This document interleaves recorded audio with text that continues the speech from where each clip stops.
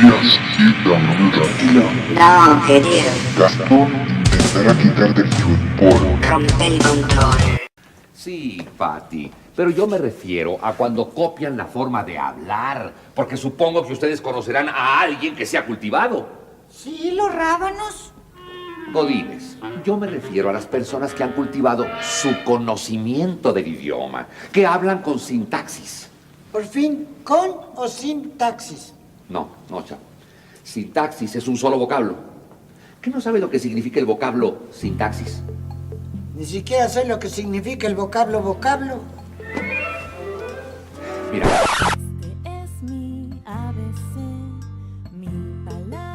¿Cómo entender las cosas?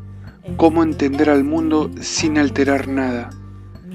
Pensemos en el lenguaje como gran ordenador de las cosas.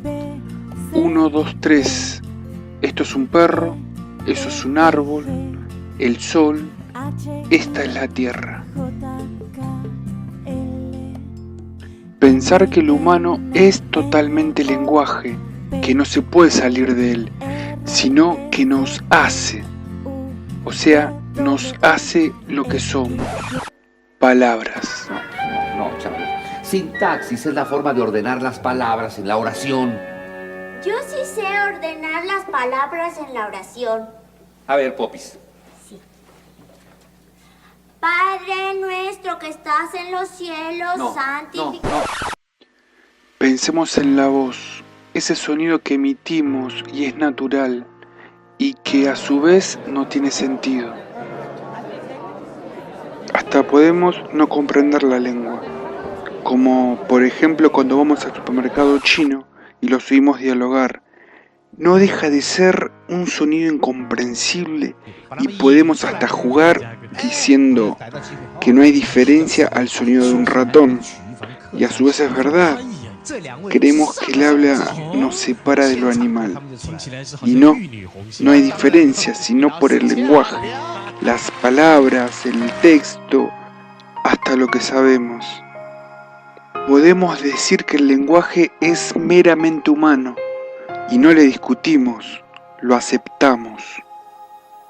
Es esa herramienta que utilizamos y toma un plano principal cuando se transforma en el habla. La palabra en algún punto representa el objeto ausente. Por ejemplo, si yo digo lluvia, la lluvia no existe. Es la acción del agua al caer en gotas. Pero sabemos que hay lluvia. Ahora me pregunto, ¿la palabra describe la realidad tal como es? ¿Hay una esencia en la palabra? Pero el problema radica precisamente en el código. ¿En el qué? Bueno, miren, un ejemplo de código es precisamente el lenguaje. ¿Por qué? Porque el lenguaje es un conjunto de reglas que establece que determinados sonidos significan algo. ¿Entienden? Ni más. ¿Qué es eso de ni más? Un conjunto de sonidos que significa nada. Eso quiere decir que sí entendiste, chavo. Esto que voy a decir es difícil, pero trata de agarrarla. Pensemos en esto.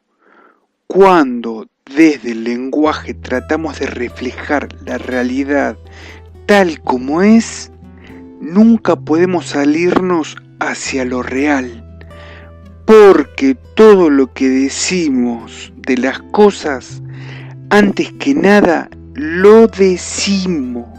O sea que hay un límite en las cosas, y es lo que podemos decir de ellas hasta lo que nuestras palabras puedan decir. Hasta pensamos en palabras. Pienso. 1 más 1 es 2. Lo pienso en palabras. Y a su vez decir lo pienso en palabras son más palabras. El lenguaje distorsiona la realidad, lo ensucia. Entonces, todo lo que podemos decir de lo real no lo es. No es real. Cuento una. Pirrón fue un filósofo griego que un día dejó de hablar, porque cuando hablaba de las cosas no podía decir de las cosas todo lo que es en sí. Entonces cayó, dejó de hablar. Pero lo loco es que Pirrón siguió dando clase durante años. Sus alumnos se acercaban a su casa y se paraban junto a él mirando hacia la nada para escuchar sus clases. Sí, para escuchar sus clases. Sus clases sobre el silencio, escuchando la nada. La historia cuenta que anteriormente Pirrón viaja hacia la India junto con Alejandro Magno y ahí se encuentra con un sabio hindú y empezó algo así como una batalla del saber sobre la naturaleza del dolor. Y Pirrón decía y sacaba, tiraba ideas, relatos, historias, todo sobre el dolor.